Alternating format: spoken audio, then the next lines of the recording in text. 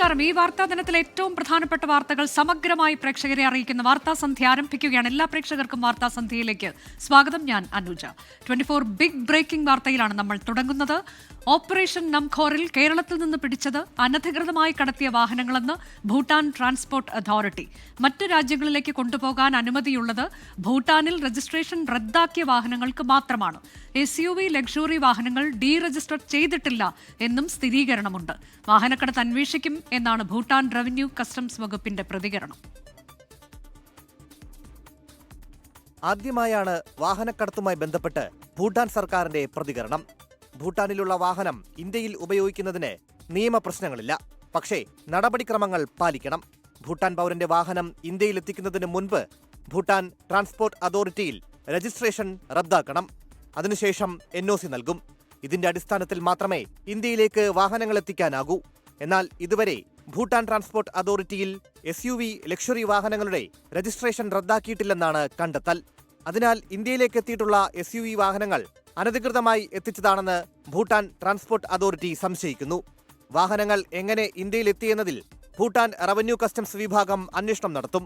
Indian customs വിവരം കൈമാറിയാൽ വാഹനങ്ങളുടെ first ഓണർമാരെ കണ്ടെത്താൻ സാധിക്കുമെന്നും ഭൂട്ടാൻ കസ്റ്റംസ് വിഭാഗം അറിയിച്ചിട്ടുണ്ട്. ഇന്ത്യൻ കസ്റ്റംസ് വിഭാഗം ഇതുവരെ ഈ വിഷയത്തിൽ ഔദ്യോഗിക പ്രതികരണത്തിന് തയ്യാറായിട്ടില്ല. 24 കൊച്ചി. കരൂർ ദുരന്തത്തിൽ രാഷ്ട്രീയ പോര് മുറുകുന്നു. ആളെ കൂട്ടി കരുത്ത് കാട്ടാൻ വിജയ് മനഃപൂർവ്വം കരൂരിലെ റാലിയിലെത്താൻ വൈകിയെന്നാണ് പോലീസ് FIR. അപകടത്തിന് പിന്നിൽ DMK നേതാക്കളാണെന്ന ഗുരുതര ആരോപണമാണ് TVKയുടേത്. വ്യാജപ്രചാരണം നടത്തരുത് എന്ന ആഹ്വാനവുമായി മുഖ്യമന്ത്രി MK സ്റ്റാലിൻ രംഗത്തെത്തി. ദുരന്തത്തിൽ CBI അന്വേഷണം വേണമെന്നാവശ്യപ്പെട്ടുള്ള TVKയുടെ ഹർജി മദ്രാസ് ഹൈക്കോടതി ഇന്ന് പരിഗണിച്ചില്ല. ഗൂഢാലോചനയെന്ന് TVK, ക്ഷണിച്ചു വരുത്തിയ അപകടമെന്ന് പോലീസ്. കരൂരിലെ ദുരന്തത്തിൽ പോലീസ് TVK വാക്പോര് കനക്കുകയാണ്. തന്റെ ശക്തി തെളിയിക്കാൻ വിജയ് പ്രസംഗവേദിയിൽ വൈകിയെത്തി. അപകടമുണ്ടാകുമെന്ന മുന്നറിയിപ്പ് ആദവ് അർജുന അടക്കമുള്ള നേതാക്കൾക്ക് നൽകി. പക്ഷേ അതെല്ലാം അവഗണിച്ചു. റാലിയായി വിജയ് എത്തിയതും നിർദ്ദേശങ്ങൾ ലംഘിച്ചെന്ന് FIR-ൽ പറയുന്നു. അതേസമയം DMKയുടെ പ്രമുഖ നേതാവ് സെന്തിൽ ബാലാജി MLA-യുടെ നേതൃത്വത്തിൽ നടന്ന ഗൂഢാലോചനയാണ് അപകടത്തിന് പിന്നിലെന്ന് ഹൈക്കോടതിയിൽ നൽകിയ ഹർജിയിൽ TVK ആരോപിച്ചു. സെന്തിൽ ബാലാജിയുടെ ഗുണ്ടകൾ റാലിയിൽ നുഴഞ്ഞുകയറി കല്ലും ചെരുപ്പും എറിഞ്ഞെന്നും ആരോപണം. ദുരന്തത്തിൽ ഉത്തരവാദിത്വത്തോടെ പെരുമാറണമെന്ന് മുഖ്യമന്ത്രി MK സ്റ്റാലിൻ. எந்த கட்சி சார்ந்தவர்களாக இருந்தாலும் என்னை பொறுத்த வரைக்கும் அவங்க நம்மளோட தமிழ் உறவுகள். எனவே சோகமும் துயரமும் சூழ்ந்திருக்கக்கூடிய இந்த நிலையில் பொறுப்பற்ற முறையில் വിഷമത്തരமான செய்திகளை തവിർക്കണമെന്ന് കേട്ടു. ASP പ്രേമാനന്ദന്റെ നേതൃത്വത്തിലുള്ള പ്രത്യേക സംഘമാകും ഇനി കേസ് അന്വേഷിക്കുക. വിജയുടെ പരിപാടിക്കെതിരെ നാമക്കൽ പോലീസും കേസെടുത്തിട്ടുണ്ട്. ജുഡീഷ്യൽ അന്വേഷണവും പുരോഗമിക്കുകയാണ്. ഇതിനിടെ വിജയ് നീലാങ്കരയിലെ വീട്ടിൽ നിന്നും പട്ടിണപ്പാക്കത്തെ ഫ്ളാറ്റിലെത്തി. അപകട സ്ഥലത്തെത്തിയ കേന്ദ്രമന്ത്രി നിർമ്മല സീതാരാമൻ പരിക്കേറ്റവരെ സന്ദർശിച്ചു. ഹേമമാലിനിയുടെ നേതൃത്വത്തിലുള്ള NDA പ്രതിനിധി സംഘവും സ്ഥലത്തെത്തും. ഇതിനിടെ വിജയ്ക്കെതിരെ കരൂരിലും നാമക്കല്ലിലും പോസ്റ്ററുകൾ പ്രത്യക്ഷപ്പെട്ടു. വിജയ് കൊലയാളിയെന്നും ഉടൻ അറസ്റ്റ് ചെയ്യണമെന്നുമാണ് പോസ്റ്ററുകളിൽ പറയുന്നത്. ദുരന്തത്തിൽ മരിച്ചവരുടെ എണ്ണം 41ആയി. 24 ചെന്നൈ. ശബരിമലയിലെ സ്വർണ്ണപ്പാളി സ്വർണ്ണപീഠ വിവാദത്തിൽ കടുത്ത നടപടിയുമായി ഹൈക്കോടതി. റിട്ടയർഡ് ജില്ലാ ജഡ്ജിയുടെ നേതൃത്വത്തിൽ ദേവസ്വം സ്ട്രോങ് റൂമിൽ പരിശോധന നടത്തണമെന്ന് കോടതി ഉത്തരവിട്ടു. സ്പോൺസർ ഉണ്ണികൃഷ്ണൻ പോറ്റിക്കെതിരെ ഗൂഢാലോചന ആരോപിച്ച് ദേവസ്വം മന്ത്രി VN വാസവനും ദേവസ്വം ബോർഡ് പ്രസിഡന്റ് PS പ്രശാന്തും രംഗത്തുവന്നു. പരാതി നൽകിയ സ്പോൺസർ ഉണ്ണികൃഷ്ണൻ പോറ്റിയുടെ ബന്ധുവിന്റെ വീട്ടിൽ നിന്ന് കാണാതായ സ്വർണ്ണപീഠങ്ങൾ കണ്ടെത്തിയത് ഗുരുതര വീഴ്ചയെന്ന് ഹൈക്കോടതി ചൂണ്ടിക്കാട്ടി. രഹസ്യ സ്വഭാവം പാലിച്ച് വിശദമായ അന്വേഷണം നടത്താൻ ചീഫ് വിജിലൻസ് സെക്യൂരിറ്റി ഓഫീസർക്ക് കോടതി നിർദ്ദേശം നൽകി. ശബരിമല സ്ട്രോങ് റൂമിലെ രജിസ്റ്ററുകൾ സൂക്ഷിക്കാത്തതിലും കോടതി അതൃപ്തി പ്രകടിപ്പിച്ചു. ഇതിനു പിന്നാലെയാണ് സ്ട്രോങ് റൂം തുറന്ന് ജില്ലാ ജഡ്ജിയുടെ നേതൃത്വത്തിൽ പരിശോധിക്കാൻ കോടതി ഉത്തരവിട്ടത്. സ്ട്രോങ് റൂമിലെ സ്വർണ്ണമടക്കമുള്ള വസ്തുക്കളുടെ മൂല്യം തിട്ടപ്പെടുത്തി കണക്ക് നൽകാനാണ് നിർദ്ദേശം. ചെന്നൈയിൽ നിന്ന് അറ്റകുറ്റപ്പണി പൂർത്തിയാക്കി തിരികെ എത്തിച്ച ദ്വാരപാലക സ്വർണ്ണപ്പാളികൾ ശ്രീകോവിലിന് മുന്നിൽ പുനഃസ്ഥാപിക്കാൻ ഹൈക്കോടതി അനുമതി നൽകി. സ്വർണ്ണപീഠം കാണാതായ സംഭവത്തിൽ ഗൂഢാലോചന നടന്നുവെന്ന സംശയമാണ് ദേവസ്വം മന്ത്രി VN വാസവനും Thiruvithamkoor Devaswom board president PS പ്രശാന്തും ഉന്നയിക്കുന്നത്. ഇതെല്ലാം ഒളിപ്പിച്ചു വെച്ചതിന് ശേഷം കണ്ടില്ലെന്ന രൂപത്തിൽ പരാതിയായി വരികയും അതിനുശേഷം അവിടെ നാടകം കളിക്കുകയൊക്കെ ചെയ്തപ്പോൾ അതിന്റെ പിന്നിൽ ആസൂത്രിതമായൊരു നീക്കമുണ്ടോ, ഒരു ഗൂഢാലോചന ഉണ്ടോ എന്ന് സ്വാഭാവികമായും നമുക്ക് സംശയിക്കേണ്ടി വരും. ഇയാൾ കരുതിക്കുട്ടി ചെയ്തതെന്നാണ് ഞാൻ വിചാരിക്കുന്നത്. അല്ലെങ്കിൽ ഇയാൾ പറയേണ്ട കാര്യമുണ്ട്, അതിൽ ഒരു ഗൂഢാലോചന ഉണ്ട് എന്നുള്ളതാണ് എൻ്റെ ആക്ഷേപം. എന്നാൽ ആരോപണങ്ങൾ നിഷേധിക്കുകയാണ് സ്പോൺസർ ഉണ്ണികൃഷ്ണൻ പോറ്റി. വിവാദത്തിൽ ഉണ്ണികൃഷ്ണൻ പോറ്റിയുടെ വിശദീകരണം ഇങ്ങനെ: 2021 ഞങ്ങളിതുകൊണ്ട് സബ്മിറ്റ് ചെയ്യുമ്പോൾ കൊറോണ സമയമായിരുന്നു. അന്ന് ഇത് എൻ്റെ സുഹൃത്ത് വാസുദേവൻ എന്ന് പറഞ്ഞ ഒരാളാണ് ഇത് ഫിറ്റ് ചെയ്തത്. ഫിറ്റ് ചെയ്തപ്പോൾ അതിന് മാച്ച് കറക്റ്റ് വന്നില്ല. അന്ന് അത് റിപ്പയർ ചെയ്യാനായിട്ട് അയാളുടെ കയ്യിൽ തന്നെ കൊടുത്തുവിട്ടു. അത് വീട്ടിൽ തന്നെ സൂക്ഷിച്ചിരുന്നു. അതൊരു ദുരുദ്ദേശപരമായിട്ടായിരുന്നില്ല. സംഭവത്തിൽ വിശദമായ അന്വേഷണം നടത്താനാണ് ദേവസ്വം വിജിലൻസിന്റെ തീരുമാനം. 24 പത്തനംതിട്ട. മുഖ്യമന്ത്രിയുമായി പൊതുജനങ്ങൾക്ക് നേരിട്ട് സംസാരിക്കാൻ അവസരമൊരുക്കുന്ന CM with me citizen connect സെന്ററിന്റെ ഉദ്ഘാടനം മുഖ്യമന്ത്രി പിണറായി വിജയൻ നിർവഹിച്ചു. തിരുവനന്തപുരം വെള്ളയമ്പലത്ത് പഴയ എയർ ഇന്ത്യ ഓഫീസ് ഏറ്റെടുത്ത സ്ഥലത്താണ് സെന്റർ പ്രവർത്തിക്കുന്നത്. ഇൻഫർമേഷൻ പബ്ലിക് റിലേഷൻസ് വകുപ്പിനാണ് നടത്തിപ്പ് ചുമതല. കിഫ്ബിയാണ് അടിസ്ഥാന സാങ്കേതിക സൗകര്യങ്ങൾ ഒരുക്കുന്നത്. മുഖ്യമന്ത്രി ഇപ്പോൾ ഈ ചടങ്ങിൽ പങ്കെടുത്ത് സംസാരിക്കുകയാണ്.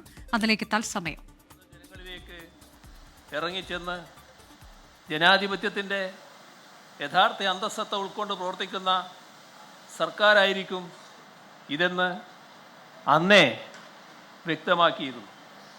അതിൻ്റെയെല്ലാം തുടർച്ചയാണ് ഇവിടെ ഒരുങ്ങിയിരിക്കുന്ന CM വിത്ത് മീ കോൾ സെൻ്ററും. ഇത് നമ്മുടെ നാടും പൊതുസമൂഹവും നല്ല മനസ്സോടെ സ്വീകരിക്കും എന്ന് പ്രതീക്ഷിച്ചുകൊണ്ട് ഇതിൻ്റെ ഔപചാരികമായ ഉദ്ഘാടനം നിർവഹിച്ചതായി അറിയിച്ചുകൊണ്ട് അവസാനിപ്പിക്കുന്നു. നിങ്ങൾക്കെൻ്റെ സ്നേഹാഭിവാദനം.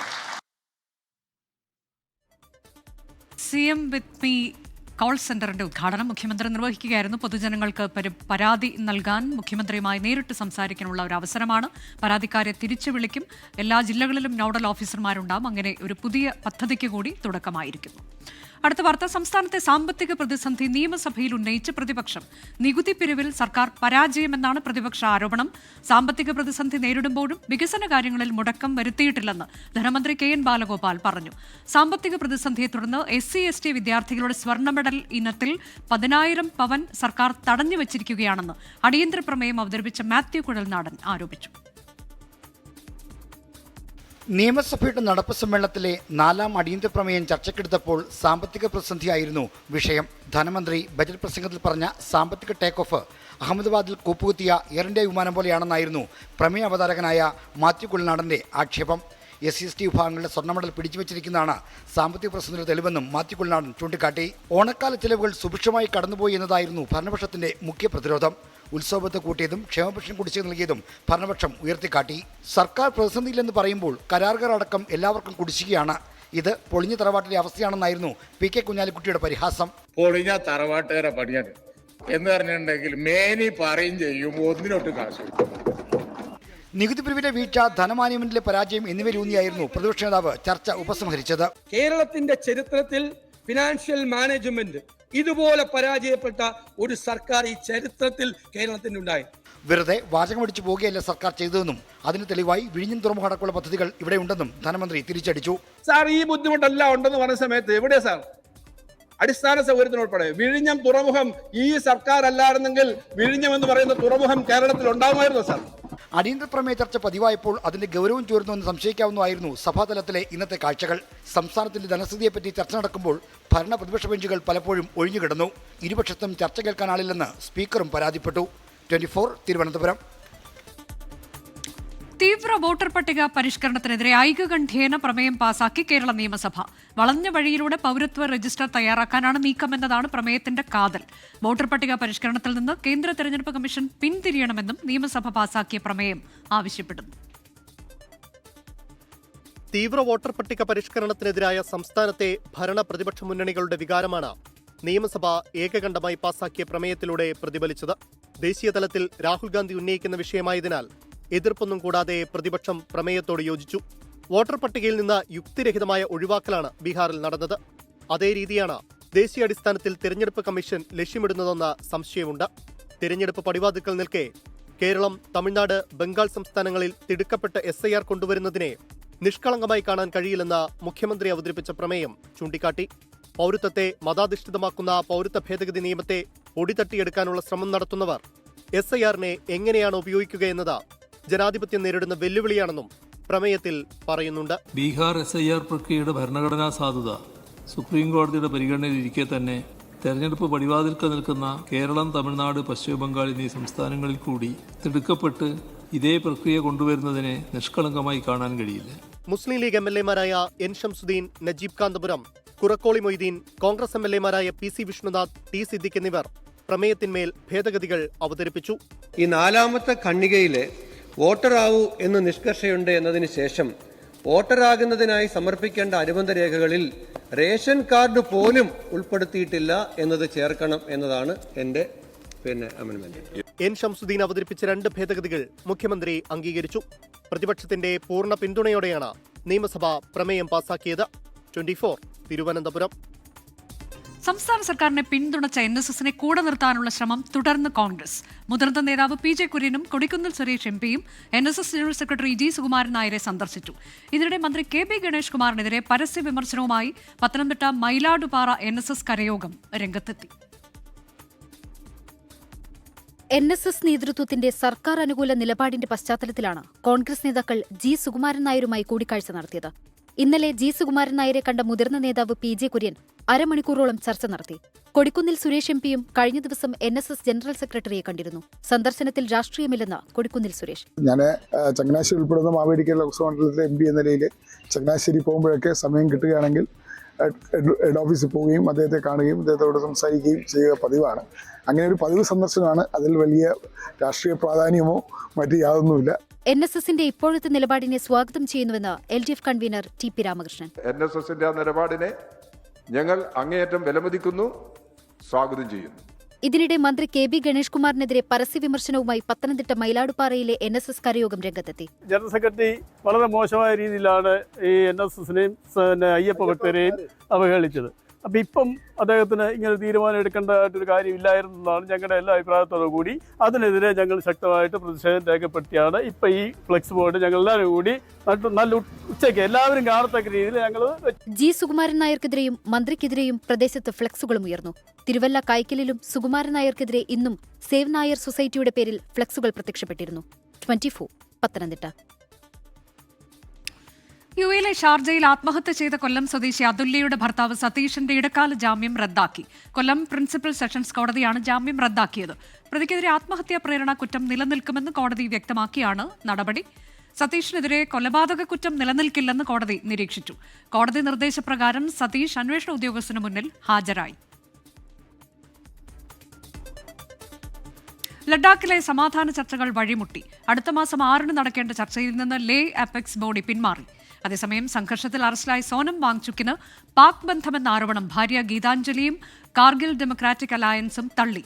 ആരോപണങ്ങൾ അടിസ്ഥാനരഹിതമെന്ന് കാർഗിൽ ഡെമോക്രാറ്റിക് അലയൻസ് പ്രതിനിധി സജ്ജാദ് കാർഗിൽ 24 പറഞ്ഞു. അറസ്റ്റിനെതിരെ നിയമപരമായി നീങ്ങാനുള്ള ആലോചനയിലാണ് കുടുംബം.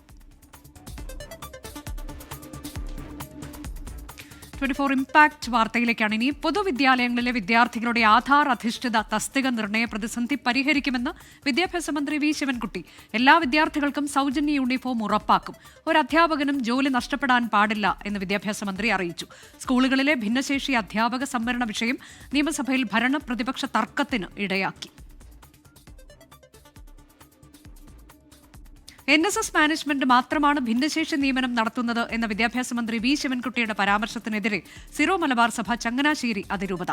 NSSന് ലഭിച്ച പരിഗണന മറ്റ് മാനേജ്മെന്റുകൾക്കും ലഭിക്കണമെന്ന് ആർച്ച് ബിഷപ്പ് മാർ തോമസ് തറയിൽ 24 പറഞ്ഞു.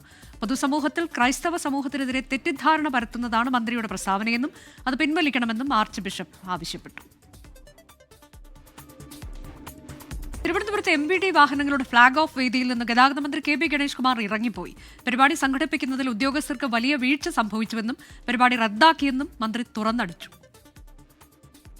ഒരാളെ പുറത്തുനിന്ന് വിളിക്കുകയോ ഈ പരിപാടിക്ക് വേണ്ടി ഒന്നും തന്നെ ചെയ്യാത്തുണ്ട്. ഉദ്യോഗസ്ഥന്റെ പേരിൽ നാളെ നടപടിയെടുക്കും. ഈ പരിപാടി ദയവ് ചെയ്ത് ക്ഷമിക്കണം, ഈ പരിപാടി ഇവിടെ റദ്ദാക്കുകയാണ്. മോട്ടോർ വെഹിക്കിൾ ഡിപ്പാർട്ട്മെന്റിലെ ഉദ്യോഗസ്ഥന്മാരെ പോലും വിളിച്ചുകൊണ്ടിരാൻ ഈ വ്യക്തിക്ക് കഴിഞ്ഞില്ല. അതിന് നടപടിയെടുക്കും. എല്ലാവരും ക്ഷമിക്കണം, പരിപാടി റദ്ദാക്കും. മറ്റൊരു പ്രധാനപ്പെട്ട വാർത്ത, ഗസ വെടിനിർത്തലിൽ ഡൊണാൾഡ് ട്രംപ് നെതന്യാഹു നിർണായക കൂടിക്കാഴ്ച ഇന്ന്. ബ്രിട്ടീഷ് മുൻ പ്രധാനമന്ത്രി ടോണി ബ്ലെയറെ മധ്യസ്ഥനാക്കാനുള്ള ട്രംപിന്റെ തീരുമാനത്തിനെതിരെ ഹമാസ് രംഗത്തെത്തി. ഗസയുടെ കാര്യത്തിൽ പ്രത്യേകമായൊരു കാര്യം വരാനിരിക്കുന്നു എന്നാണ് കൂടിക്കാഴ്ചയ്ക്ക് മുമ്പ് ട്രംപ് പറഞ്ഞത്. ഗസയിൽ കൂട്ടക്കുരുതി തുടർന്ന് ഇസ്രയേൽ 24 മണിക്കൂറിനിടെ 60-ലധികം പേർ കൊല്ലപ്പെട്ടു. പതിവ് പോലെ ജനവാസ മേഖലകൾ കേന്ദ്രീകരിച്ചായിരുന്നു ഇസ്രയേൽ ആക്രമണം. അതേസമയം പുതിയ വെടിനിർത്തൽ മാർഗരേഖ തയ്യാറാക്കുകയാണെന്നും വൈറ്റ് ഹൌസുമായി കാര്യങ്ങൾ ചർച്ച ചെയ്യുമെന്നും ഇസ്രയേൽ പ്രധാനമന്ത്രി ബെഞ്ചമിൻ നെതന്യാഹു. വെടിനിർത്തലുമായി ബന്ധപ്പെട്ട 21 പദ്ധതികളെക്കുറിച്ച് ഹമാസിന് അറിയിപ്പൊന്നും ലഭിച്ചിട്ടില്ല എന്നാണ് വിവരം. ഹമാസിനെ നിരായുധീകരിക്കുന്നതിനോടൊപ്പം ബന്ദികളെ ഇസ്രയേലിന് കൈമാറുക എന്നതാണ് 21 പദ്ധതിയിലെ പ്രധാന ഉപാധി. ഗസയിൽ ഇടക്കാല സർക്കാർ വരികയും സർക്കാരിന് മുൻ ബ്രിട്ടീഷ് പ്രധാനമന്ത്രി ടോണി ബ്ലെയർ നേതൃത്വം നൽകും എന്നതും പദ്ധതിയുടെ ഭാഗമായി വരുന്നു. ഈ ആവശ്യങ്ങളോട് ഹമാസ് എങ്ങനെ പ്രതികരിക്കുമെന്നതാണ് നിർണായകം. വിഷയത്തിൽ അറബ് രാജ്യങ്ങളുടെ ഇടപെടലും ലോകം ആകാംക്ഷയോടെ നോക്കിക്കാണുകയാണ്. ചർച്ചകളുടെ ഭാഗമായി ഇസ്രയേലിലെ US അംബാസിഡർ മൈക്ക് ഹക്കബി ഈജിപ്ത് സന്ദർശിക്കും. അതേസമയം ഗസയിലേക്ക് സഹായവുമായി പുറപ്പെട്ട ഗ്ലോബൽ സുമുദ് ഫ്ലോട്ടില കപ്പലിന് നേരെ സൈനിക മുന്നൊരുക്കം ഇസ്രയേൽ ശക്തമാക്കിയിട്ടുണ്ട്. 5 ദിവസത്തിനുള്ളിൽ കപ്പൽ ഗസ തീരത്തെത്തും. International desk 24. ഇപ്പോഴത്തെ കാലാവസ്ഥ.